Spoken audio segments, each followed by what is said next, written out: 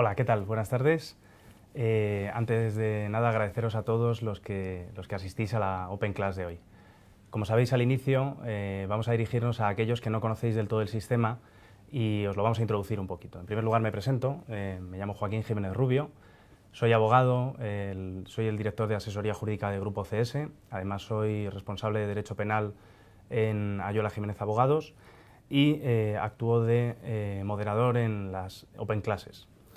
Este sistema ha sido elaborado por Grupo CS con la colaboración de la Universidad Internacional de La Rioja y está destinado a acercaros a ponentes de primera fila muy vinculados al mundo profesional de la policía, de la criminología y del derecho penal. Dentro de estas dinámicas de las llamadas Open Class vendrán una serie de ponentes, vosotros tendréis acceso a si os interesa la materia sobre la que se va a trabajar, sobre la que va a darse la ponencia. Aprovechad, analizad, estudiad, buscad material y formulad cuantas preguntas queráis. Para la Open Class de hoy, y dicho esto, tenemos una ponencia interesantísima. Todos los que estáis vinculados al mundo policial, aquellos que nos veis y ya sois profesionales, aquellos que habéis estudiado criminología también, que queréis opositar, seguro que vais a quedar muy satisfechos. Tenemos con nosotros hoy al inspector jefe del Cuerpo Nacional de Policía, Juan Enrique Soto. Voy a leer un poco su currículum porque la verdad que es impresionante. Juan Enrique Soto es inspector del Cuerpo Nacional de Policía, donde ingresó en el año 1994 a través del acceso libre a la escala ejecutiva. Es doctor en Psicología por la Universidad Camilo José Cela, experto en neurociencias, diplomado en Ciencias Policiales por la Universidad de Salamanca, así como licenciado en Psicología por la Universidad Complutense de Madrid. Entre sus muchísimas facetas destaca la de escritor y colaborador en distintas universidades españolas. Es autor de diversas publicaciones, entre las que por su interés para nuestros alumnos os destacamos una: Manual de Investigación Psicológica del Delito, el método Vera. De este tema vamos a hablar a lo largo de la ponencia. En la actualidad dirige como máximo responsable la sección de análisis de conducta perteneciente a la Unidad Central de Inteligencia Criminal de la Comisaría General de Policía Judicial. Este grupo ha sido denominado en varios medios escritos como el Mentes Criminales Español. Participado en los crímenes tan conocidos como el de Marta del Castillo, el de José Bretón o el del pederasta de Ciudad Lineal. Enrique, muy buenas tardes. Te doy la bienvenida como ponente y además como nuevo miembro del claustro de profesores de Grupo CS. Muchas gracias, Joaquín. Enrique, lo primero que siempre hacemos con nuestros invitados y sobre todo aquellos que ya sois miembros del Cuerpo Nacional de Policía es la pregunta obligada: ¿por qué elegiste ser policía? Bueno, pues la verdad es que yo he de reconocer que no tenía una vocación como tal por ser policía. Es verdad que cuando yo oposité ya era licenciado en Psicología y tenía incluso 2 trabajos como psicólogo, pero eran 2 trabajos demasiado burocráticos, no llenaban en absoluto. Eran un modo de ganar un sueldo y poco más, además un sueldo no muy grande, ¿no? Pero es verdad que el dueño de una de esas 2 clínicas donde yo trabajaba me comentó en su momento: ¿por qué no entras en la policía? Dice, ahí puedes ser psicólogo para toda la vida. Lo valoré, me preparé, lo conseguí y nunca podré estar lo suficientemente agradecido de ese consejo. Y aquí estás. Aquí estamos. ¿No tienes antecedentes familiares? No. Fíjate, mucha gente que se sienta por aquí. No tengo ningún familiar, ni remotamente, que haya sido policía. Entonces, un psicólogo que trabaja, que se entera de que en el Cuerpo Nacional de Policía puede combinar un poquito de acción con lo que más le gusta, ¿no? De repente decides opositar. ¿Cómo fue ese proceso de oposición? Bueno, pues yo me presenté, es verdad que sin demasiada información y sin demasiada preparación, y de hecho el primer año que me presenté suspendían las físicas directamente, me quedé en la primera prueba. Pero hay que agradecerlo, porque fue el modo de darme cuenta de que si uno quería conseguir algo así, había que esforzarse. De hecho, yo dejé los 2 trabajos que tenía, los dejé y me puse a estudiar. Un año estudiando como un loco, preparando las físicas y estudiando. Y el resultado fue que aprobé. ¿En ese segundo intento? En ese segundo intento, que es el que realmente yo considero mi primer intento, en ese lo logré. O sea, es posible cuando uno se pone en serio. Sí, no, es posible, no, es que es necesario. O sea, ese es el camino, no hay otro. ¿A qué promoción perteneces? a la 8ª de inspector y a la 15ª de inspector jefe. Cuando recibiste la carta de la DFP, ¿qué sentiste?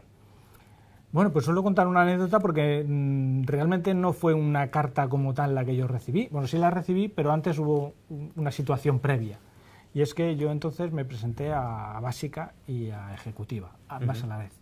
Y se iban más o menos sincronizados los exámenes. De tal manera que realicé las dos oposiciones.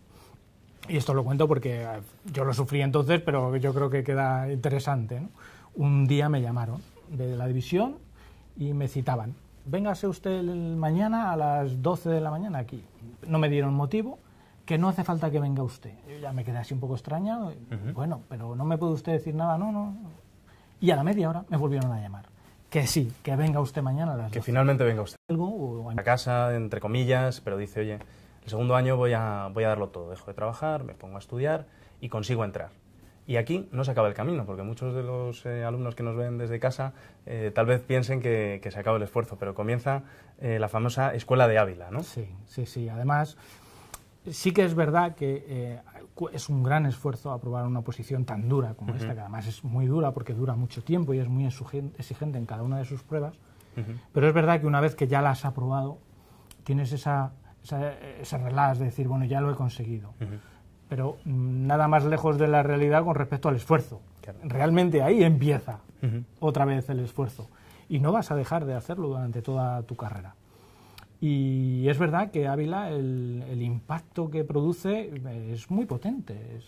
Es un entorno muy particular, es una socialización diferente, son unas normas, es un instituto armado, hay una jerarquía, una subordinación. Y el primer año puede chocar, de hecho choca, es un mundo, ¿no?, con el que normalmente los jóvenes no se han tenido que enfrentar a menudo, ¿no? Pero bueno, es muy, muy interesante y cada día es diferente. ¿Se hacen buenos amigos en Ávila? Sí, indudablemente. Yo entré hace ya más de 20 años y sigo conservando a los compañeros de esa primera promoción, eso está claro. ¿Algún consejo en especial durante la etapa en Ávila para los compañeros que vayan a entrar? Que no dejen de estudiar. Que no dejen de estudiar, que disfruten de lo que es Ávila, porque una vez que se acabe no van a volver a nada igual. La vida una vez fuera de Ávila, después de Ávila, es diferente, es muy diferente. Ya serán policías y se comportarán como policías, pero el vivir en Ávila, el ir creciendo con los compañeros, el ir encontrando la profesión en Ávila, eso es algo que perdura para siempre.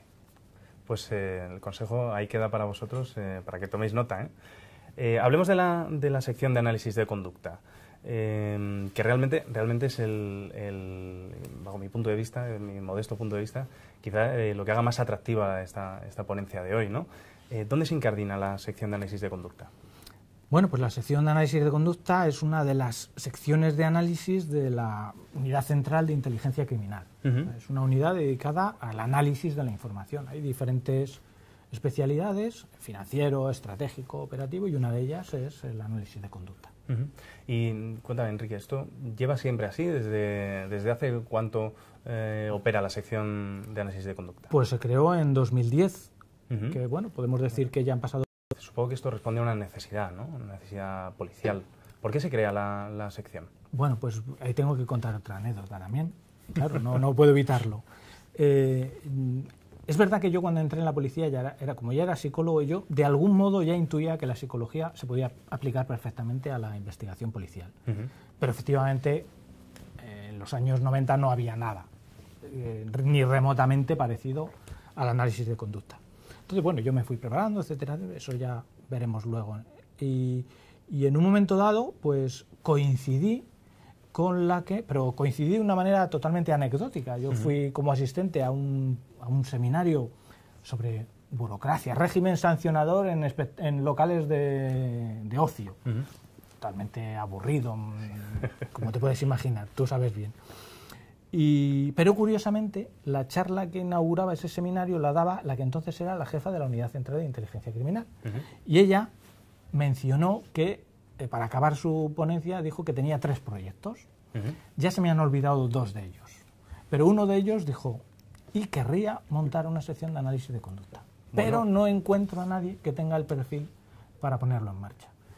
Como podéis imaginar, no la dejé salir. No la dejé salir la abordé en el pasillo y yo le dije algo así como: yo tengo ese perfil, pero no encuentro a nadie que quiera poner en marcha una sección de ese tipo. Ese mismo día nos pusimos en contacto y hasta hoy. Buenísimo, ¿no? ¿Se tardó mucho en crear? Pues se tardó un año, realmente se tardó un año, pero no por nada en concreto, sino porque coincidió que en el momento en que yo conocí a esta comisaria era inspector y justo aprobé la posición de inspector jefe.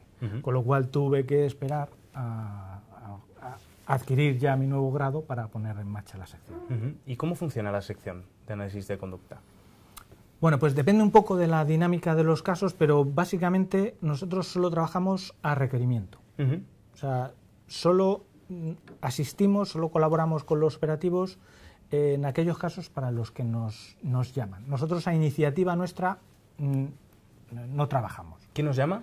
Nos llaman los investigadores de todo ámbito de Policía Nacional, de todo el territorio nacional, y además da igual incluso la especialidad. Nos pueden llamar, nos han llamado de hurtos, nos han llamado de homicidios, de secuestros, extorsiones, estafas, pero son ellos los que nos llaman. Nos dan una mínima información que nosotros valoramos, sobre todo si podemos aportar algo o no. Normalmente sí, pero incluso ha habido ya algún caso que le hemos dicho: no te vamos a decir nada que tú ya no sepas, entonces ahí poco podemos aportar. Pero eso es raro, lo normal es que sí veamos que podemos aportar. Vamos a su plantilla, a una intervención telefónica, etc., una herramienta más de investigación. ¿Y de qué medios disponéis para trabajar? Bueno, pues poco a poco vamos avanzando. Pero es verdad que yo no puedo estar más satisfecho porque hasta ahora todo lo que pido, también es verdad que no pido mucho por si acaso, pues se nos va concediendo. Por ejemplo, nosotros utilizamos sistemas informáticos de iOS, utilizamos Macintosh porque analizamos mucho vídeo, mucha fotografía, y es verdad que sus posibilidades son mayores. De más calidad. Más calidad. Tenemos nuestro propio equipo portátil. Por ejemplo, una actuación que nos suelen requerir bastante es asistir a los interrogatorios. Entonces, nosotros nos desplazamos con nuestro propio equipo, que son 2 ordenadores portátiles que están conectados entre sí por una red local. Un ordenador lo va a tener el investigador, que es el que va a realizar el interrogatorio, y ese tiene cámara, y nosotros con el otro ordenador estamos en otra habitación y estamos viendo y escuchando el interrogatorio en tiempo real. Y mediante un chat estamos en contacto con el investigador y vamos retroalimentando. Le sugerís preguntas, etc. Exactamente. Con lo cual es bastante dinámico. Y además, como nosotros tenemos el equipo, no dependemos de que haya en las dependencias, de que no, en ese sentido somos autónomos. ¿Y de medios humanos cuántos sois ahora? Pues actualmente somos 5, diferentes categorías. Hay 2 inspectores, una subinspectora y una policía. ¿Y sus perfiles? Pues todos son psicólogos, todos tienen másters mínimo, todos suelen tener ya más. Antes teníamos uno, pero como la formación es una preocupación importante para nosotros, constantemente estamos formando. O sea, formación posgrado todos tienen. ¿Actualizáis vuestra propia formación? Sí, además es que es una de nuestras, iba a decir necesidades, ¿no? Es una de nuestras prioridades. Además, como tal, se planteó en su día a la superioridad. Nosotros tenemos que seguir formando, esto es una especialidad nueva, que está formándose, que está creándose, y además, no solo eso, sino que tenemos que convencer, porque a nadie se le escapa que esto del análisis de conducta tiene mucho de cinematográfico y tiene mucho prejuicio, ¿no? Entonces, contra eso, la formación es fundamental. Entonces, hoy por hoy ese es el perfil. Somos todos psicólogos, todos con posgrado y todos siguiendo en esa dinámica. Y dices que sois una herramienta dentro de la policía, trabajáis con diferentes... A no saber qué hacer en un caso, sino que nos llama en el momento en que lo tiene. Y para nosotros es muy importante porque no es lo mismo trabajar un caso que pueda tener 10, 12 o 14 años que un caso que se acaba de cometer. Claro. Entonces, esa es un poco la dinámica. Pero no hay un grupo ni una unidad que especialmente tire. Ámbito nacional. ¿A qué ritmo estáis trabajando? ¿Qué tal de volumen de casos? ¿Os defendéis? Nos defendemos malamente. La verdad es que podríamos decir que de estos 7 años, los 2 últimos son una locura. Claro. Son una locura. De hecho, casi uno no debería decir esto, pero tenemos más trabajo del que podemos absorber, ¿no? Y llega un momento en que puede ser un problema.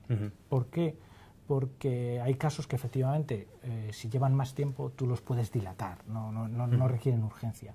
Pero hay casos que están abiertos ya, que está pendiente una detención, que está pendiente una diligencia concreta. Tienes que actuar, tienes que resolver rápido. Y a veces es complicado simultanear varios casos para lograr una efectividad rápida. Pero vamos, encantados. ¿Y desde 2010 notáis crecimiento de la demanda? Sí, mucho más, muchísimo. Ya, como te decía, hace 2 años es demencial. Al principio decíamos que sí a todo. A cualquier cosa que viniera le decíamos que sí. Y ahora ya incluso introducimos filtros, porque si no es imposible. Ha crecido muchísimo, muchísimo. Decías que os pasaban, os remitían, ¿no?, casos a veces en situaciones en las que ya está congelado, ¿no?, en las que ya está bloqueado. ¿De verdad se nota significativamente el número de casos que se resuelven gracias a vosotros? Sí, yo creo que sí. Yo en su día ya no tengo tiempo ni de sacar las cuentas, pero en su día sí que hice un pequeño estudio y lo que pasa es que aquí siempre hay que hacer un matiz, ¿no? Porque por un lado podemos decir ¿qué índice de casos se han esclarecido? Y puede ser un índice interesante, ¿no? Entonces nosotros sí que podemos decir que entonces cuando lo hice pues me salía un 54, creo que era, por ciento de Es una casos. barbaridad. Para los que no estén familiarizados con el mundo policial es una barbaridad. Claro, pero si lo miras en términos estadísticos casi es el azar. Es decir, bueno, es que resolvéis 1 de cada 2, casi es un poco la moneda, ¿no? Sí. Pero claro, cuando después dices, pero es que este caso llevaba 14 años atascado. Claro. Ese 54 se convierte en algo muy, muy interesante, ¿no? Pero no todos los casos los podemos medir en función de si se han esclarecido, ¿no? Porque hay veces que el investigador nos pide una cosa muy concreta. Una colaboración muy puntual. Muy puntual. Entonces, nosotros valoramos más, en lugar de si está esclarecido o no, si hemos conseguido dar respuesta que permita hacer avanzar la investigación. Y en ese caso, raro es el caso en el que no hemos añadido algo que al investigador le sirva para avanzar. Que luego esa vía de investigación llega o no llega a un buen puerto, ya es otra cosa. Pero sí le hemos ofrecido algo que a él le ha servido. Que le ha servido. Y para nosotros eso es un punto, ¿no? Es una muesca más. Sí. ¿no? Es que, vamos, esto que es una herramienta súper interesante para compañeros. Por la naturaleza de la propia sección habréis participado en, no quiero numerarlos, pero decenas de casos súper relevantes, ¿no? Muy, muy interesantes. Pero ¿hay alguno que digas, oye, este me marcó particularmente, este me llamó muchísimo la atención, o me gustó mucho trabajarlo, o sí, en el lado contrario, me que frustró? te marca, sí, efectivamente. Y normalmente uno se acuerda de los que no han salido o de los que no han salido del todo bien, porque también hay que matizarlo. Nosotros desde el 2010, nuestro primer gran caso fue el caso de Marta del Castillo. Bien, es verdad que cuando nosotros entramos ya estaba en fase de sumario. Entonces no pudimos participar realmente en la fase de investigación. Nuestra primera actuación en ese caso fue preparar el caso con los fiscales a la hora de preparar el juicio. Un juicio que luego se desdobló, que si el menor por un lado, y bueno, circunstancias. Por un lado tienes la satisfacción de que ese caso judicialmente es un caso esclarecido. Hay un individuo condenado, y además a una condena potente, por un delito de asesinato sin tener cuerpo. Eso es un éxito policial, es un éxito, sin duda. Sin duda ninguna. Sin embargo, siempre ha quedado pendiente hallar el cuerpo, ¿no? Sí. Y desde el año 2010, yo ya no sé qué más podemos haber ideado, pensado, imaginado, qué podemos hacer con tal de localizar ese cuerpo. Y ahí seguimos, sin localizarlo. Esa es mi gran frustración. Bueno, se seguirá intentando, ¿no? Seguiremos, sí, por supuesto. Háblame del protocolo Vera. Al principio recomendábamos la lectura del Manual de Investigación Psicológica del Delito, el método Vera. ¿Qué es esto? Pues el método Vera es un sistema, un protocolo que hemos generado en la sección con la idea de elaborar perfiles psicológicos de agresores desconocidos, que al fin y al cabo es prácticamente lo que la mayor parte de las solicitudes nos hacen. Son casos abiertos en los que no hay un sospechoso, entonces nos preguntan, oye, ¿qué tipo de persona puede haber sido cometido? La ventaja que tiene el método para nosotros es que ha sido creado a partir de la experiencia. No es un método teórico que hayamos importado de ningún sitio y que hayamos intentado aplicar, no, es que ha sido generado a partir de nuestra experiencia. Y se ha ido testando y mejorando en función de su aplicación a los casos. Y hoy por hoy la verdad es que nosotros estamos encantados con el método porque nos funciona. Nos funciona. Tanto es así que incluso lo hemos testado al punto de que lo hemos validado científicamente. Y eso hay muy pocos métodos de perfilación criminal que lo puedan decir. Y para nosotros es una garantía, porque, y tú lo sabes bien, al final tienes que defender tus análisis delante de un juez, de un tribunal, de un jurado. Y cuando te van a cuestionar tus métodos, evidentemente mencionar una metodología fundamentada científicamente, con su potencia, con su rigor metodológico, ayuda bastante a la hora de defender tus hipótesis, ¿no? Desde luego. Entonces, bueno, pues esa es la ventaja del Vera. El nombre es un acrónimo. Se llama Vera porque la experiencia nos ha mostrado que todos los datos, absolutamente todos los datos de un hecho delictivo se pueden agrupar en una de esas 4 iniciales. La V de víctima, la E de escena, la R de reconstrucción y la A de autor. Entonces, es un método que, como buenos analistas que somos muy metódicos y muy obsesivos ahí con los datos, primero recogemos los datos, los colocamos según su pilar, y luego a partir de ahí avanza en un proceso lógico. De los datos hacemos inferencias, que son unas hipótesis parciales, podríamos decir, y de esas hipótesis parciales finalmente sacamos unas hipótesis finales que vendrían a ser el perfil psicológico. Eso se lo entregamos al investigador, y él lo testa, normalmente se consigue nueva información que a su vez nos devuelve, afinamos poco a poco el perfil y poco a poco se va restringiendo el número de sospechosos, que eso es lo realmente importante. Ciencia aplicada a la investigación. Exactamente. Bueno, pues vamos, un método estupendo. Nosotros estamos encantados. De hecho, nosotros ya directamente hablamos de hacer, vamos a hacerle un Vera. Es un Vera, ¿no? Ya directamente. Sí. Bueno, Enrique, la verdad es que esto es, dijes una sección que es fascinante. Y desde luego ha despertado bastante interés entre los alumnos que están desde casa, que nos han ido remitiendo preguntas, etcétera. Tú ya estás informado y avisamos normalmente a los ponentes, ¿no?, que se van a enfrentar aquí a un tercer grado casi sin filtros, ¿no? Nos llegan las preguntas de los compañeros.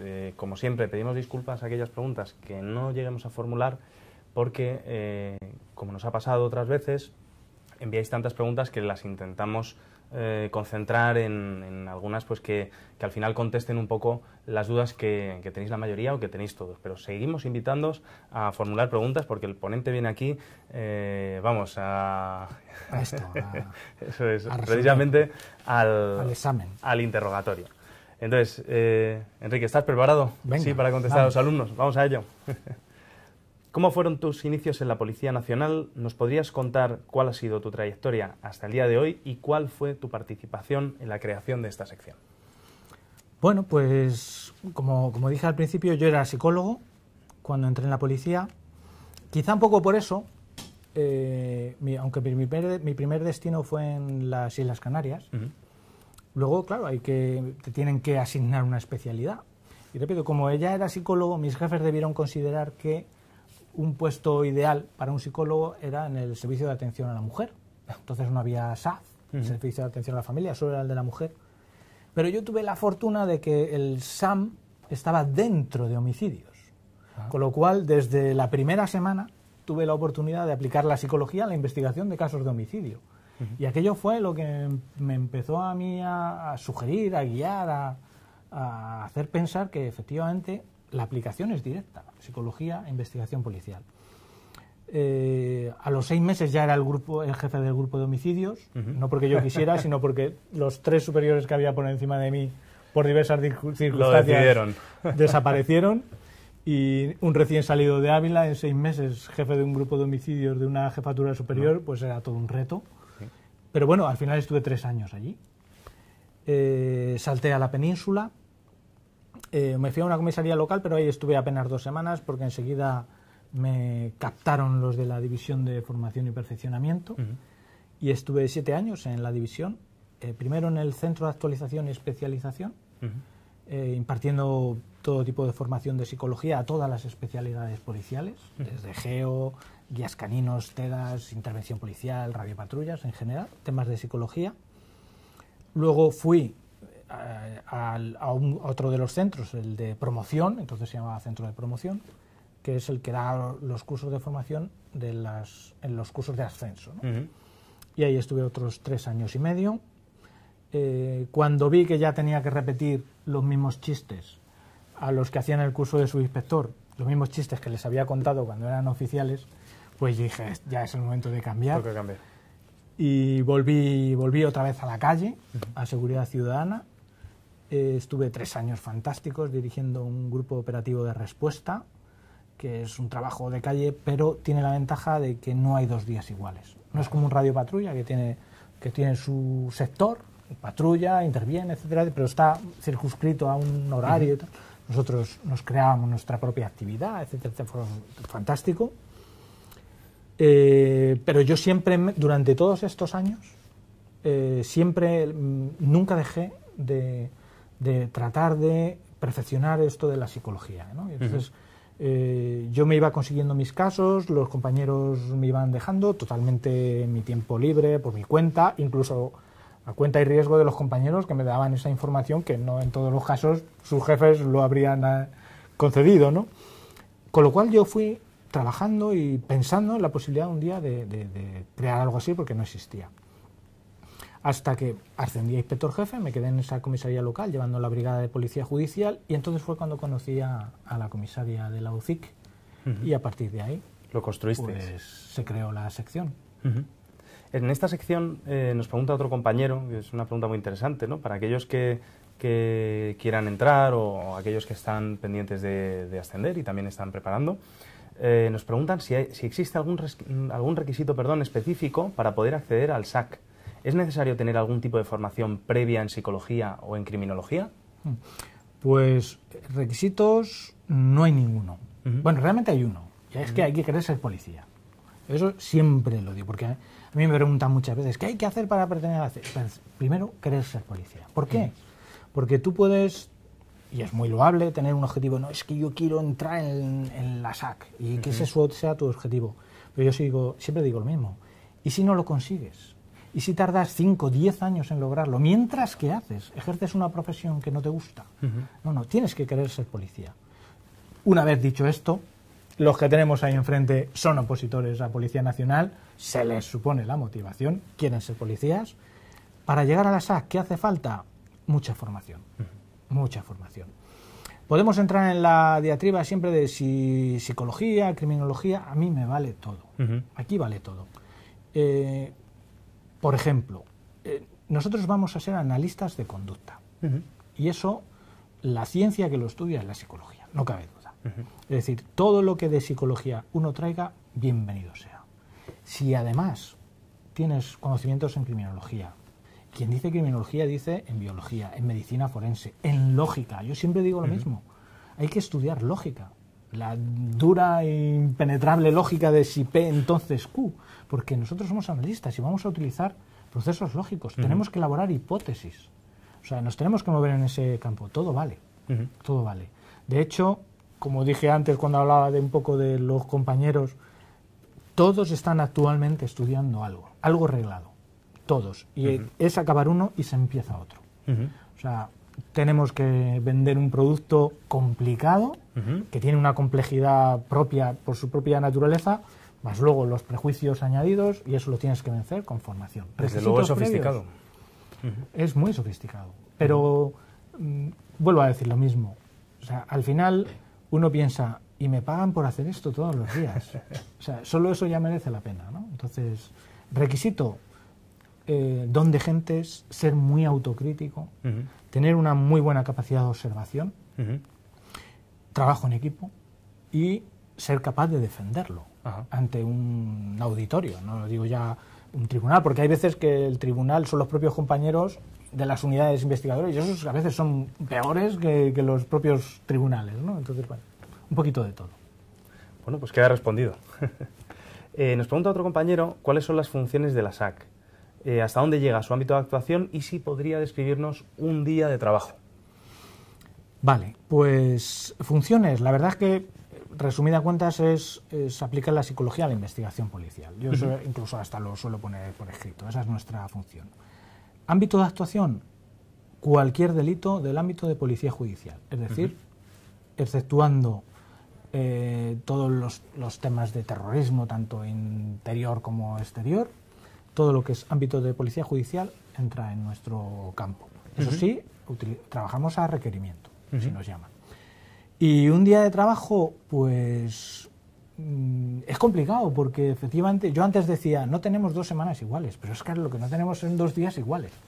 Por ejemplo, esta mañana 2 de las compañeras estaban precisamente en Ávila dando un curso de formación. La última semana de trabajo, de los 5, 2 estuvimos 3 días en Las Palmas asistiendo a los casos, a los compañeros en 4 casos diferentes. Otros 2 estaban en Málaga asistiendo a otros 2 casos diferentes, y un quinto estaba allí en el despacho defendiendo el castillo, porque si no nos levantan los sillones, ¿no? Eso es un día normal. Eso es un día normal. Como mínimo se viaja mucho, ¿no?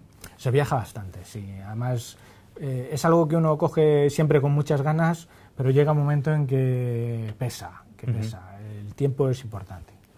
Otra pregunta que nos hace un compañero, ya centrada quizás en el bloque de opositor, ¿no? Que has contado bastante, nos pregunta cómo fue la experiencia como opositor y, en particular, si le puedes dar a este alumno algún consejo. Pues es que solo hay uno: prepararse. Prepararse y prepararse. Yo siempre lo he dicho, yo he estado 7 años en la división de formación.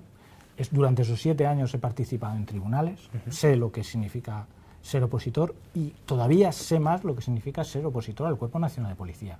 Es una posición dura, no voy a decir que es más dura o menos dura que otras, pero sí que es muy dura porque es muy larga. Por ejemplo, para escala ejecutiva es que puedes estar años desde que te inscribes en una academia hasta que finalmente tomas posesión del cargo, pueden pasar fácilmente 5 años. Una posición que dura 5 años es una posición muy dura y requiere fondo. Requiere fondo. O sea, no es una oposición que se pueda preparar a impulsos. Si lo preparas a impulsos, o eres muy inteligente o vas a fracasar. Es una oposición de fondo. Es coger una rutina y estudiar esa rutina, todo lo rígido que uno pueda ser. O sea, yo, por ejemplo, voy a poner mi caso. Yo, para inspector jefe, que es la que tengo más reciente, yo recuerdo que en el momento en que me presenté al examen, yo fui incapaz de leer un libro en 6 meses. Porque acabé tan saturado. Yo, un domingo que no estudiara, me sentía culpable. Yo creo que no hay otro secreto. Es estudiar, estudiar y estudiar. Constancia, esfuerzo, rutina. Y sobre todo eso, no ir a impulsos, sino una rutina. Hacerse una rutina y ser fiel a esa rutina. Otra pregunta muy interesante, las que más me han gustado. ¿Cómo se elabora un perfil psicológico? Bueno, es muy interesante y muy complicada, ¿eh? Necesitamos un seminario para resolver esa pregunta. Bueno, pues depende, ¿no? Cada caso tiene sus circunstancias. Nosotros, como ya he dicho, utilizamos una metodología, pero por hacerlo de un modo esquemático, lo fundamental es conseguir buenos datos. Conseguir buenos datos. Por eso, decía antes, lo importante que es acudir a un caso lo más reciente posible. Porque los casos están ahí brutos. No han sido, en un caso que ya tiene 8 o 10 años, tú ya no puedes volver a la escena del delito, ya no existe. Tienes que utilizar las fotos, los vídeos, los informes que ya están. Y te tienes que creer lo que dicen esos informes.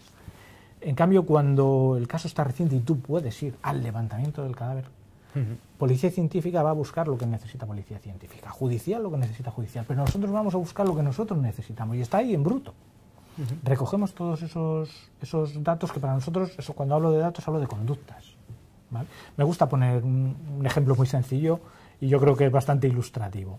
Si tú vas a una inspección donde han robado y no ves huellas, vas a pensar fácilmente, el ladrón ha usado guantes. Entonces nosotros hacemos el análisis inverso. Si no hay huellas, es porque ha usado guantes. Y si ha usado guantes, es porque de algún modo él sabe que sus huellas pueden quedar reflejadas. Por lo tanto, ya nos está diciendo que el agresor tiene algún tipo de conocimiento en investigación policial. ¿Pero qué nos dice? ¿Nos puede decir eso algo más del agresor? Pues sí, por ejemplo, y otro caso que suelo poner. Un agresor sexual que comete un abuso sexual en el domicilio de la víctima y eyacula en el suelo del dormitorio. Toma una toalla, eso es una conducta, y limpia sus fluidos. El hecho de que limpie es similar al que, el que se ha puesto guantes para no dejar huellas. Pero después de limpiar con la toalla, deja la toalla en el lugar de los hechos.